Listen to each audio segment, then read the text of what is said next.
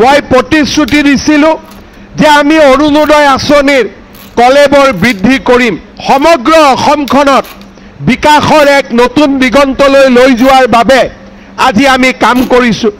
অসমৰ দৰিদ্ৰ জনতাৰ উন্নয়নৰ বাবে আমি আজি একেলগে কাম কৰিছোঁ।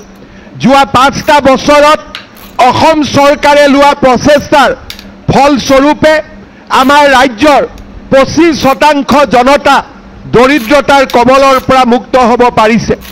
আমাৰ ৰাজ্যখনত আমি বহুত নতুন নতুন কাম কৰিছোঁ, যাৰ কাৰণে আজি ভাৰতবৰ্ষৰ আন ৰাজ্য চৰকাৰসমূহেও অসমলৈ আহি অসম চৰকাৰৰ আঁচনিৰ বিষয়ে জানিবলৈ বুজিবলৈ চেষ্টা কৰিছে। 2019 চনত আমি যেতিয়া অৰুণোদয় আঁচনি আৰম্ভ কৰিছিলোঁ, তেতিয়া আমাক বিভিন্ন ৰাজনৈতিক দলে সমালোচনা কৰিছিলে যে এনেকুৱা ধৰণৰ আঁচনিৰ কিমান প্ৰয়োজন আছে। কিন্তু আজি 5টা বছৰ পিছত কৰ্ণাটকৰ পৰা কংগ্ৰেছৰ চৰকাৰে আহি অসমৰ অৰুণোদয়ক বুটলি লৈ গৈছে।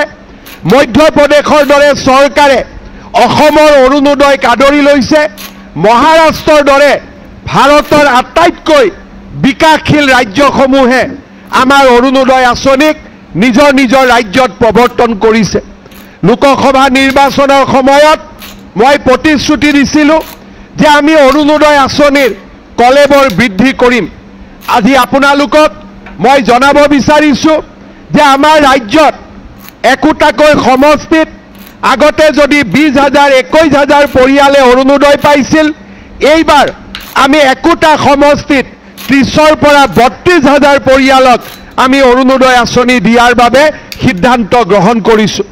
আজি আমাৰ অৰুণোদয় 3 আঁচনিৰ বাবে ইতিমধ্যে গাঁও সভা অনুষ্ঠিত হৈছে আৰু এই গাঁও সভাৰ জৰিয়তে আমি এই গোটেই সমষ্টিৰ প্ৰত্যেকটো সমষ্টিতে 30-32,000 পৰিয়ালক আমি অৰুণোদয় আঁচনি যোগান ধৰিম, যাতে দৰিদ্ৰ লোকসকলক, মধ্যমবিত্ত লোকসকলক আমি সহায় কৰিব পাৰোঁ।